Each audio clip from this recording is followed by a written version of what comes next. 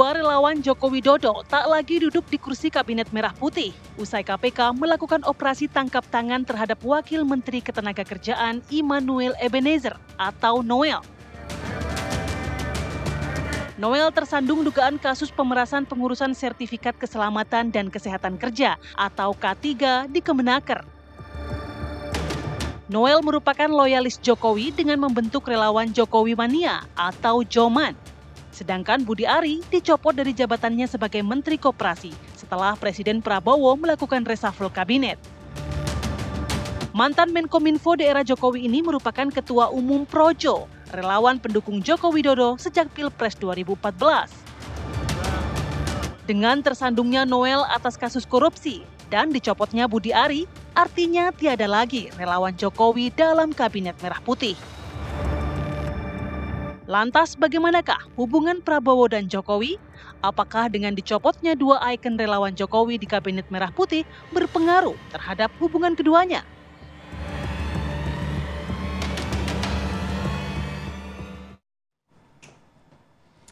Ya, ini memang isu yang sempat mencuat di media sosial pada saat Presiden Prabowo Subianto melakukan reshuffle keduanya, begitu ya. Wow, kenapa nih, begitu kan, pertanyaan publik, orang awam gitu kan. Kok nampaknya para relawan Jokowi kemudian satu persatu begitu ya, ada yang terkena kasus korupsi, ada juga yang kemudian dikenakan reshuffle. Pertanyaan publik memang ada apa? Itu kan pertanyaan yang kemudian kita harus jawab. Tapi kita bertabayun pagi hari ini ya. Kita hadirkan narasumber ya Reza ya.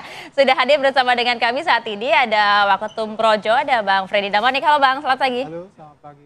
Terima kasih sudah hadir Bang. Nanti kita minta pencerahan bertabayun pagi hari ini. Dan juga sudah hadir pula ada analis politik Universitas Indonesia, ada Mas Cecep Hidayat. Selamat pagi. Selamat pagi Maria, selamat pagi. Sudah terhubung juga bersama kami ada politisi Gerindra, Bang Dhanil Anzar Simanjuntak. Halo, selamat pagi, Bang Dhanil. Selamat pagi, Mbak Maria, Mas Reza. Assalamualaikum. Waalaikumsalam. Saya ke Bang Freddy. Bang Freddy, jadi gimana hubungan Projo dengan pemerintah? Apakah dengan reshuffle ini masih sejalan dengan pemerintahan saat ini? Pertanyaannya langsung to the point. Oh, langsung lah, Bang. Bang Dhanil tuh, Bang Dhanil pertanyaannya langsung to the point nih. Kita pengen tahu Bang, jadi sebenarnya ada apa? Kalau masalah hubungan, saya rasa fine-fine aja, nggak ada masalah. Ya, mudah-mudahan dalam waktu dekat bisa kembali berkomunikasi, bisa bertemu dan kami tadi malam juga secara resmi, secara formal DPP Projo sudah rapat dan masih mendukung pemerintahan Prabowo Gibran. Kami kan bagian ikut berjuang memenangkan Prabowo Gibran ya bersama-sama yang lain. Ya, kita lihat gaya kepemimpinan Pak Prabowo itu yang tidak ikut mendukung aja dirangkul. Ya, apalagi yang sama-sama berjuang. Nah kan itu pertanyaan publik Bang, kan sama-sama berjuang, bagian dari mendukung pada saat kampanye. Justru itu gitu. Kami ya memang itu hak prerogatif presiden, tapi melihat pola seperti itu justru kami tidak percaya bahwa tadi kan dikatakan akhir perjalanan atau ada yang mengatakan dipreteli sesuatu atau dibuang. Kami tidak percaya itu. Memang Pak Presiden Prabowo tahu apa yang dibutuhkan kabinetnya, ya hak prerogatif beliau. Kenapa Budi Ari dicopot dari Menteri Koperasi, beliau yang paling tahu. Tapi kami percaya dan kami dengar juga ya dari Pak Budi Ari, dari pihak istana juga mengatakan bahwa bukan masalah kinerja. Bukan masalah kemarin yang rame kan juga isu judol ya, framing kasus hukum. Jadi bukan karena itu. Ya kami lebih percaya memang ini melihat Pak Prabowo sedang melakukan keseimbangan politik ya, keseimbangan politik. Beliau yang paling tahu apa alasannya, itu prerogatif beliau. Tapi tadi dua hal itu saya sampaikan itu dari istana menyatakan bukan masalah itu. Jadi beliau yang paling tahu, beliau mana orang yang tepat di situ, mana orang yang tepat di bidang A, bidang C. Nah, beliau yang paling tahu, dan kami juga yakin betul ini bukan ini bukan bicara tentang Budiari, bukan bicara tentang relawan Jokowi, bukan di situ. Tapi Pak Presiden Prabowo melihat dia yang paling tahu yang mana yang di tempat yang benar, yang mana di tempat yang ini. Nah, itulah yang kami lihat ini, keseimbangan politik ini yang diperlukan oleh Jokowi dalam konteks Budiari. Saya lihat begitu. Tapi begini Bang, kalau kemudian bukan karena kinerja, kalau Anda sebagai Waketum Projo dan teman-teman di Projo sebenarnya melihat kepemimpinan Pak Budi Ari di Kementerian Koperasi seperti apa? Jadi justru bukan hanya di Kementerian Koperasi, ya. Kalau bahasa saya Budi Ari bertangan dingin ya. Di Kementerian Kominfo pada saat itu dia juga berhasil menyelesaikan target-target yang diberikan oleh Presiden, terlepas dari framing kepada dia terlibat judol, tapi secara program-program, secara tugas dia berhasil. Di Kominfo juga, di Koperasi juga, ya harusnya ini tenggatnya pembentukan 80.000 koperasi itu Oktober. Nah ini Agustus apa Juli sudah selesai. Memang targetnya baru tahap kelembagaan. Kan misalnya banyak yang mengatakan, oh koperasi di daerah belum jalan, masih banyak keluhan. Memang tahapannya masih kelembagaan. Artinya kelembagaannya dulu dibentuk, baru berbicara bagaimana menjalankan ini koperasi. Jadi sampai target yang pertama ini diberikan, ya kemudian aturan-aturannya, basicnya segala macam, PMO-nya segala macam, ini menurut kami Budi Ari sukses besar di dalam Kementerian Koperasi. Iya itu bisa dilihat kan gitu, targetnya apa, berhasil atau tidak. Sudah mencapai target, terus kepercayaan Pak Prabowo juga kan waktu itu menugaskan ke Vatikan begitu, sebegitu dekat dan juga percayanya dengan Budi Ari begitu ya. Saya ke Bang Cecep, kalau dilihat ini seperti apa? Tadi Bang Freddy bilang bahwa ini bukan akhir dari perjalanan dan masih sejalan dengan pemerintahan Presiden Prabowo Subianto. Oke baik, terima kasih. Dalam pandangan saya ini bisa dijelaskan dengan 4 pendekatan yang saya sebut sebagai epik ya. Elitisme, patronase, institusionalisme, dan konsolidasi dan transisi kekuasaan. Pertama elitisme. Relawan Jokowi ya, termasuk Budi Ari dan Noel ya, itu kan mulai muncul ya menjadi bagian dari elit setelah memenangkan Jokowi 10 tahun sebelumnya. Nah, ketika itu mereka menjadi elit baru. Ketika terjadi pergantian kekuasaan, perubahan kekuasaan dari Jokowi ke Presiden Prabowo, maka terjadi sirkulasi elit, perubahan elit, dan itu memang tidak masalah. Memang itu hal yang alamiah sebenarnya ketika Prabowo tentu mencari melakukan sirkulasi elit terhadap dalam konteks apa? Konsolidasi pemerintahannya. Itu yang pertama dari elit. Dimungkinkan perlukan elit. Kemudian yang kedua patronase. Ketika menjadi relawan ya, tokoh-tokoh seperti Budi Ari, Bang Noel dan seterusnya, itu mereka ya dalam derajat tertentu dapat disebutkan sebagai klien dari Jokowi ketika itu. Dan tentu ketika terjadi perubahan pemerintahan ya, perubahan rezim dari Jokowi ke Prabowo, tentu rezim yang sekarang ingin apa? Ingin ada inner cycle-nya sudah berbeda. Inner cycle yang sebelumnya. Jadi tentu perlu mengkonsolidasikan jejaring-jejaring yang bagian dari inner cycle-nya. Hingga terjadilah perubahan itu. Yang ketiga, institusionalisme. Institusionalisme gimana? Ya, di Indonesia relawan itu kan terminologi atau aktor non formal. Yang formal itu kan ya partai politik ya, kemudian ormas dan seterusnya. Ketika kita bicara relawan dan sini ada kesannya Presiden Prabowo ya dalam derajat tertentu itu ingin mengembalikan ya aktor-aktor formal ya seperti dukungan partai politik, itu yang lebih utama juga ya dalam konteks stabilisasi. Yang keempat konsolidasi dan transisi kekuasaan. Tentu ya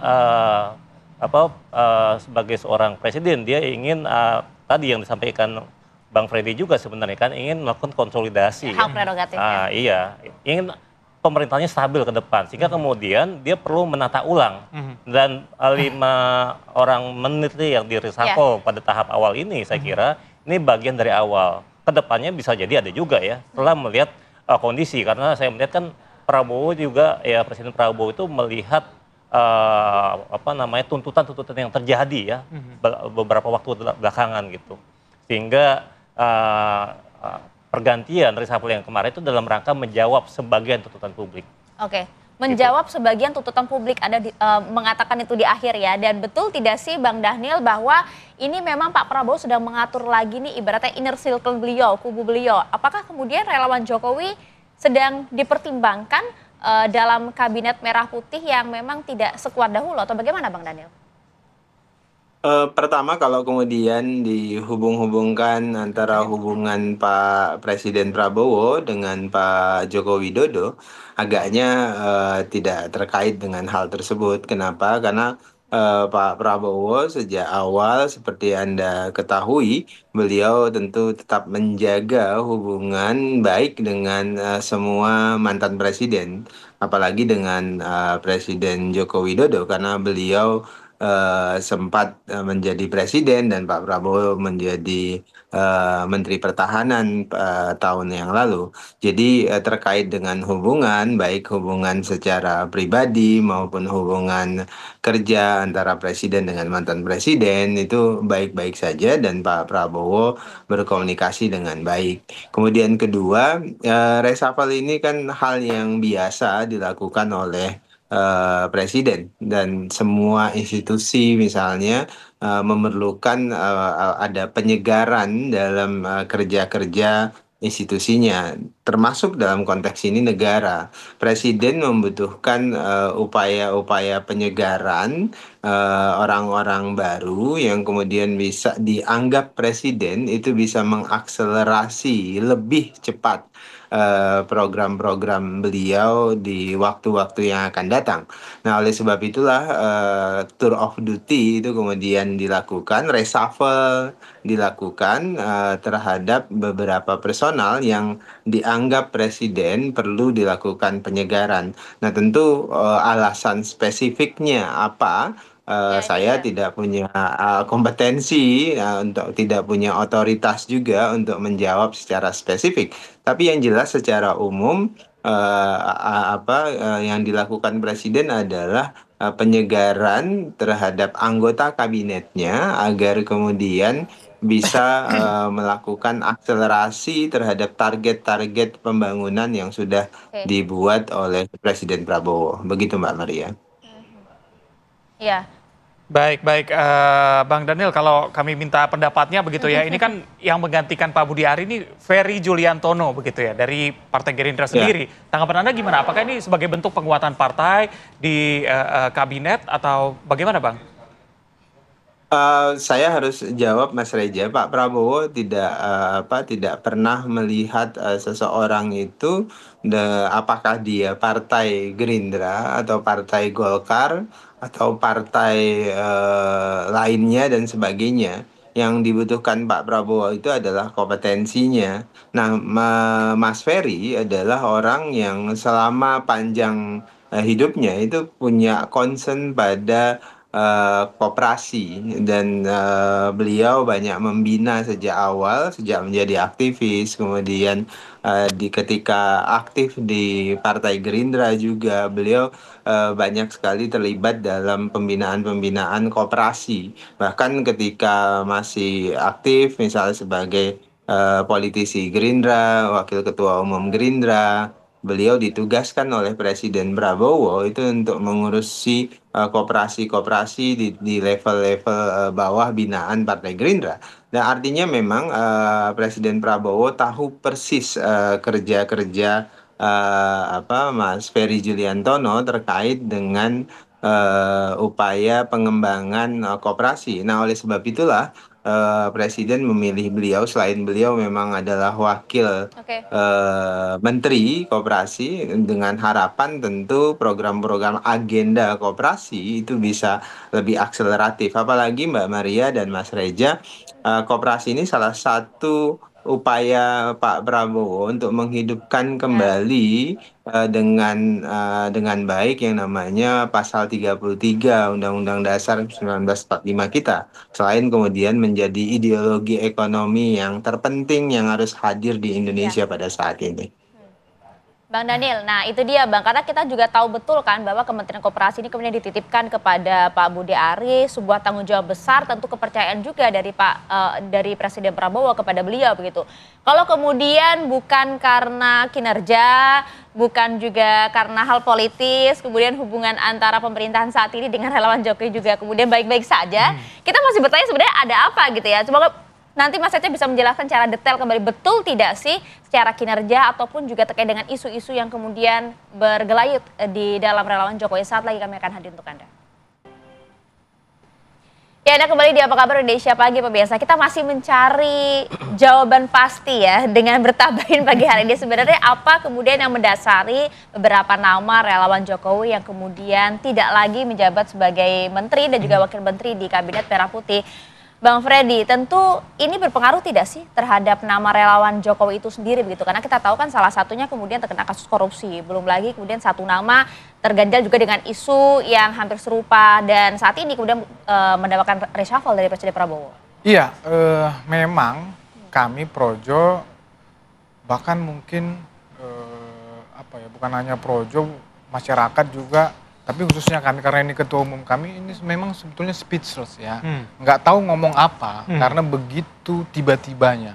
Bahkan Budi Ari selaku menteri yang dicopot itu, dia juga baru tahu itu pas 2:30 RDP itu di telepon istana. Jadi speechless, kita nggak tahu ngomong apa, 1-2 hari kita hanya mengikuti perkembangan, dia di bawah memang harus kita akuin, biasa manusiawi, ada yang kecewa, bertanya-tanya, itu biasa lah. Kenapa kok ketua umum kami dicopot begitu? Alasannya apa? Kami melihat sukses seperti saya bilang tadi, Kopdesnya sudah terbentuk 80.000 dan seterusnya. Nah, kalau ditanya tadi apakah berdampak ke relawan Jokowi, karena bisa dikatakan, karena memang banyak yang bertanya, tapi menurut seperti rapat kami tadi malam, nanti kita akan coba jelaskan. Karena kan khawatirnya kemudian nanti loyalitas terhadap pemerintahan saat ini kan kemudian jadi goyah kan. Memang sudah ada beberapa yang sangat keras ya, Bang Johannes itu, dan ada lah yang beberapa keras. Tapi menurut saya akan dijelaskan lah. Saya tadi sampaikan melihat gaya kepemimpinan Pak Prabowo, ya, kemudian sejarah antara Projo, bagaimana Projo hubungannya dengan Pak Prabowo, bagaimana Budi Ari hubungannya dengan Pak Prabowo, Gerindra tahu persis itu. Pak Prabowo saya yakin tidak akan mungkin ya, tanda kutip, membuang ya Projo, relawan Jokowi di dalam pemerintahan Prabowo Gibran. Tapi kan memang nggak ada Bang di Kabinet Merah Putih Bang? Ya itu kan hanya simbol misalnya di pemerintahan, tetapi kan banyak cara-cara mendukung, ikut mengawal pemerintahan ini banyak. Misalnya gitu. Gimana? Ada posisikah yang sudah terfikirkan dari rapat kemarin begitu? Di luar enggak. Kita enggak bicara posisi lah. Dukung dari luar? Banyaklah cara mendukung. Bisa juga menjadi mata telinga masyarakat. Bisa juga di dalam. Di dalam ini kan juga tidak harus garis depan yang harus nampak selalu di media. Bahkan di pemerintahan jadi menteri kan enggak harus seperti itu. Tapi it's okay lah. Memang ini kita hargai hak prerogatif presiden, ya beliau paling tahu ditempatkan di mana ini orang-orang kepercayaannya. Kemudian juga saya harus klarifikasi di sini, kan sering dikatakan Noel karena relawan Jokowi, Budi Ari relawan Jokowi. Ini kan dua hal yang sangat beda. Kalau Noel kan jelas kasus, jadi beliau terlempar dari kabinet itu bukan karena reshuffle-nya bukan memang momentum reshuffle, bukan karena memang kasus ya. Nah, sedangkan Budi Ari kan memang momentum reshuffle tadi udah disampaikan analisa dari Bang Daniel. Jadi kalau kami melihat memang Presiden Prabowo melihat ini butuh keseimbangan politik baru. Ya, jadi yang harus ditempatkan ya, mana orang yang harus di sini, mana orang yang harus di sana. Nah, itu presiden yang paling tahu gitu. Sesimpel itu sih kami melihatnya. Presiden butuh keseimbangan politik baru. Jadi dalam kalau kata Bang Daniel tadi butuh akselerasi lebih cepat, it's okay. Itu sama aja. Jadi butuh yang mana yang lebih tepat menjalankan ini, kan ada target-target tadi misalnya di Kementerian Koperasi sudah beda lagi. Tadi kalau bicara kelembagaan membentuknya bisa kenceng. Nah ini bicara operasionalnya bagaimana, mungkin Presiden melihat seperti itu. Ya tapi sekali lagi Presiden yang paling tahu alasan itu. Ya, Presiden yang paling tahu, Bang Daniel. Jadi kalau kemudian bukan karena kinerja, karena apa? Karena kan tadi disampaikan bahwa sukses besar kok. Targetnya sudah tercapai juga lebih cepat. tercapai semua lebih cepat begitu ya. Tapi akselerasi lebih cepat apalagi sebenarnya yang dibutuhkan oleh Pak Prabowo begitu. Mbak Maria, karena ini reshuffle, pengangkatan menteri baru atau pencopotan menteri baru, karena itu adalah hak prerogatif presiden, tentu saya tidak punya otoritas dan tidak mampu juga menjawab pertanyaan Mbak Maria yang sulit sekali tadi itu. Jadi artinya yang paling tahu kebutuhan kepemimpinan beliau itu adalah presiden sendiri. Tentu kan kami para pembantunya itu siap sedia, sami'na wa ata'na, kira-kira begitu dalam Islam, memastikan semua agenda yang sudah disusun dan ditarget oleh presiden itu bisa dilakukan dan bisa diakselerasi tadi saya sebutkan. Jadi yang jelas pada momentum kepemimpinan Presiden Prabowo saat ini, beliau fokus ingin memastikan aliran sumber daya alam, aliran ekonomi kita itu sampai menetes ke rakyat yang paling membutuhkan. Itu pertama. Betul. Kemudian Ya. yang kedua, fokus beliau ya tentu adalah agenda pemberantasan korupsi, memastikan praktek pemerintahan kita itu jauh lebih bersih dibandingkan sebelum-sebelumnya, dan ingin memastikan bahwasannya potensi alam kita itu tidak dirampas, digunakan untuk hanya segelintiran orang, Bang kemudian dibawa ke luar negeri dan sebagainya. Oke, Bang. Kalau kemudian tadi kan Bang Freddy sudah sampaikan, ditegaskan bahwa hubungan relawan Jokowi atau Projo saat ini bersama dengan pemerintah saat ini masih tetap sejalan, masih tetap mendukung walaupun tidak ada kemudian perwakilan dari Projo di Kabinet Merah Putih. Tapi kalau dari Gerindra sendiri sebenarnya seperti apa sih arahan dari elit partai, dalam hal ini kemudian Pak Prabowo juga terkait dengan hubungan antara Gerindra dan juga Projo saat ini? Standarnya adalah standar moral politiknya Partai Gerindra dan standar moral politiknya Presiden Prabowo sebagai juga Ketua Umum Partai Gerindra itu adalah merangkul semua komponen anak bangsa. Artinya kita ingin persatuan itu tetap dijaga dengan baik, ada dialektika yang baik di antar anak bangsa satu dengan lainnya, walaupun itu tidak selalu dimaknai harus semuanya ada di dalam pemerintahan. Misalnya contoh sederhana, PDI Perjuangan itu di luar pemerintahan. Ibu Megawati tegas memposisikan PDI Perjuangan di luar pemerintahan, tapi kemudian komunikasinya dilakukan dengan baik, silaturahim tetap terjaga, artinya proses saling dukung satu dengan lainnya tetap dilakukan, apalagi dengan teman-teman Projo misalnya atau dengan relawan-relawan yang lainnya. Hal yang serupa juga berlaku. Artinya Pak Presiden tidak ingin ada perpecahan di elit-elit politik kita, apalagi kalau itu menular ke rakyat kita di seluruh Indonesia. Yang concern Pak Prabowo adalah memastikan semuanya guyup sehingga agenda pembangunan ekonomi itu bisa dilakukan dengan baik. Karena kalau kemudian keguyuban itu hilang atau kemudian yang muncul adalah noisy yang tidak penting di tengah masyarakat, itu akan mengganggu agenda-agenda pembangunan ekonomi. Yang jelas Pak Presiden menginginkan kita bareng-bareng membangun Indonesia, ada dialektika. Kalau kemudian ada sesuatu yang tidak sesuai, kebijakan pemerintah yang tidak sesuai dan merugikan rakyat, maka memang harus ada dialektika. Dialektika itu kan bisa dalam bentuk kritik yang kemudian dijawab oleh pemerintah dengan beberapa perubahan kebijakan dan sebagainya. Begitu Mbak Maria. Ya. Oke. Baik, Bang Daniel, setelah reshuffle ini Pak Prabowo kan mengumpulkan kader-kader Gerindra gitu. Apa aja pembahasannya di sana? kemarin kan sudah disampaikan beberapa hal oleh para kader Gerindra. Pak Presiden menekankan sikap-sikap seluruh kader Gerindra, terutama yang ada di legislatif maupun di eksekutif, itu menunjukkan empati dan simpati terhadap rakyat, kemudian agenda-agenda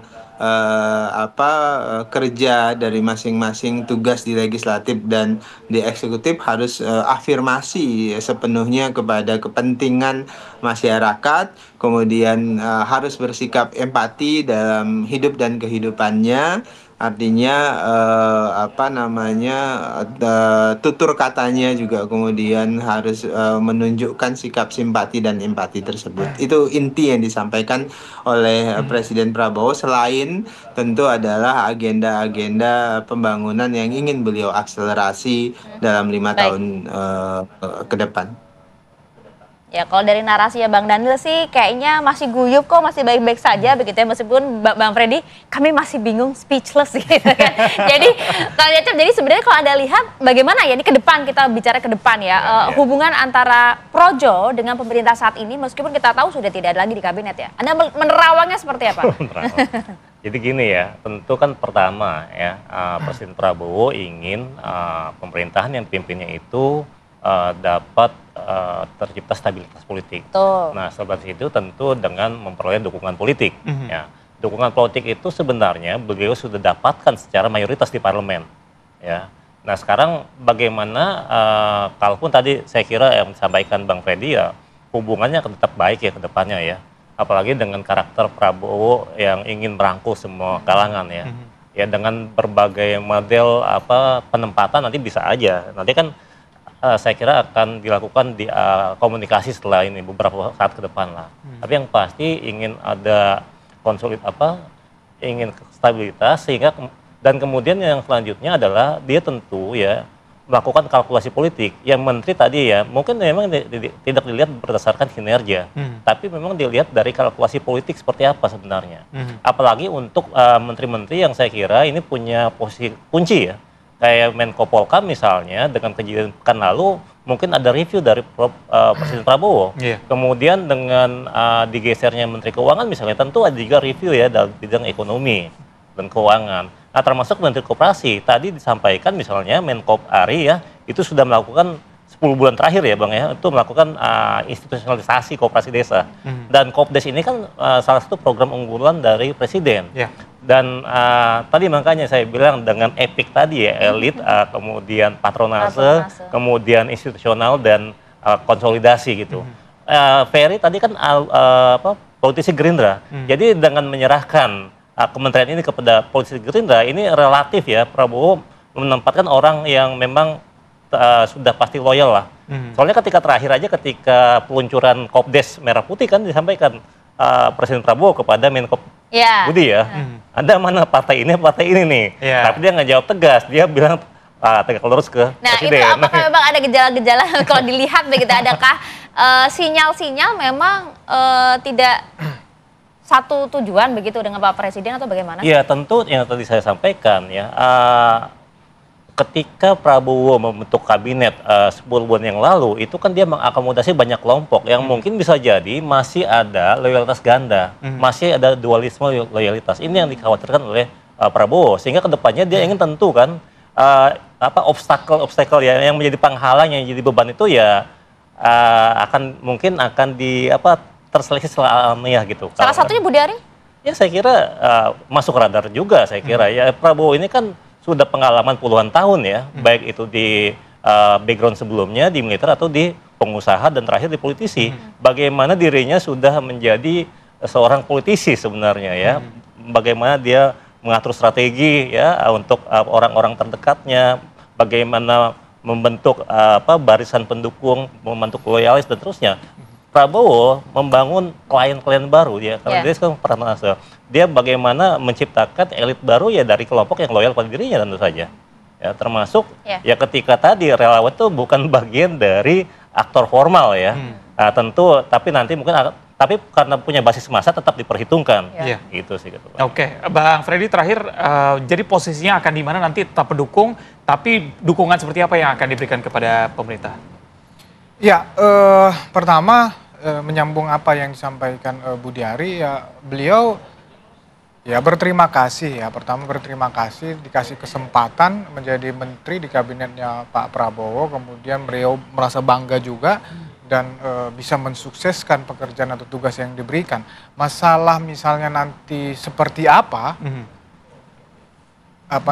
peran serta atau apa yang dilakukan Projo ke depan di dalam mendukung pemerintahan ini, banyak hal lah yang bisa dilakukan, banyak hal baik di dalam maupun di luar. Ya, tapi ini masih ya banyak analisa yang mengatakan ya ini belum selesai sampai di sini. Jadi ini cerita ini memang belum selesai. Cerita apa maksudnya, Bang? Ya ini kan tadi masih ada yang kosong, ini segala macam. Jadi memang kita tunggu saja. Ya. Tapi mendukungnya semangat kan, Bang? Kok lemes banget gitu Bang Freddy kayaknya kan gitu jadi. Bukan. Semangat Projo, kan Budi Ari udah ngomong, kita ya Projo mendukung karena kita mendukung sejak awal. Kenapa sekarang juga masih mendukung walaupun menterinya dicopot misalnya begitu? Karena memang kami melihat program-programnya Presiden Prabowo ini ya jelas itu berpihak kepada rakyat. Termasuk Kopdes ini, Budi Ari juga walaupun sudah tidak menjadi Kementerian Koperasi, beliau punya harapan besar bahwa memang koperasi ini akan menjadi motor gerakan ekonomi dari bawah. Yang menjawab dualisme yang tadi Mas Cecep sampaikan? Oh, tadi Bang Daniel sudah menjelaskan lah cukup tuntas masalah. Projonya?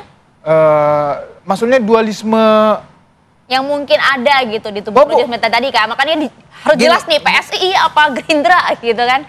Kalau Pak Prabowo nanya kan, jadi bagaimana? Iya banyak analisa seperti Bang Cecep ini ya. Budi Ari ketika ditanya itu tidak tegas menjawab, ya itu sah-sah saja lah ya. Masalah nanti bagaimana misalnya harus dipertegas misalnya, tapi memang Presiden Prabowo harus ya dia memastikan bahwa orang yang ikut dengan dia itu memang ya tegak lurus dengan dia. Tadi kalau bicara dibandingkan dengan Bang Ferry, ya jelas memang Bang Ferry lebih lama ikut Pak Prabowo, ya Budi Ari Pilpres ini. Padahal tegak lurus ya Bang ya? Iya, sampai sekarang kita masih mendukung ya pemerintahan Prabowo dan memang melihat program-programnya akan senantiasa mendukung sampai tuntas ini pemerintahan. Oke. Bang Daniel, terakhir Bang Daniel, jadi Projo masih akan tetap bersama dengan pemerintah, tanggapan Anda? Saya punya 3 hal yang ingin saya sampaikan. Pertama, bagi Presiden Prabowo, modalitas utama kita berbangsa dan bernegara di tengah keberagaman dan kompleksitas politik yang luar biasa ini itu adalah persatuan. Nah, oleh sebab itu persatuan inilah yang ingin terus dijaga oleh Pak Prabowo di tengah banyak perspektif yang berbeda, keberagaman kita yang sangat tinggi dan sebagainya. Keguyuban itu adalah modalitas dan pondasi pembangunan ekonomi yang sangat penting. Nah, kemudian kedua, Pak Prabowo tentu ingin menghadirkan pembangunan ekonomi yang merata dan adil untuk seluruh rakyat Indonesia, memastikan seluruh potensi kita dan seluruh sumber daya alam kita itu digunakan untuk kepentingan rakyat banyak dan mengalir kepada rakyat yang paling membutuhkan melalui pengembangan sumber daya manusia yang kuat. Dan yang ketiga, dan ini yang sangat penting, agenda pemberantasan korupsi, agenda memastikan kebocoran-kebocoran tidak terjadi lagi, itu menjadi agenda penting bagi Presiden Prabowo. Dan walaupun Pak Presiden Prabowo paham betul ada fight back, ada perlawanan terkait dengan upaya beliau melakukan pemberantasan korupsi bersih-bersih, karena tentu ada status quo yang menikmati selama ini misalnya potensi sumber daya alam kita untuk kelompoknya, kemudian ada kekuatan ekonomi lain yang menikmati potensi ekonomi hanya untuk kelompoknya, itu yang kemudian terganggu. Yang jelas Mbak Presiden Prabowo berharap seluruh agenda beliau itu untuk kepentingan rakyat yang paling membutuhkan. Oke. Baik, kalau saya boleh mengutip tadi Bang Freddy bilang bahwa ini bukan akhir dari perjalanan pendukung dari Pak Jokowi di pemerintahan walaupun sudah tidak ada di kabinet ya. Terima kasih Bapak-Bapak yang sudah hadir di sini. Kita akan jeda sejenak dulu pemirsa. Usai jeda kami hadirkan informasi mengenai hujan deras yang mengguyur kota Denpasar sejak Selasa malam ini menyebabkan ada 43 lokasi yang banjir begitu ya. Bahkan ada beberapa orang yang hilang dan juga meninggal dunia. Kami hadirkan usai jeda, tetap bersama kami.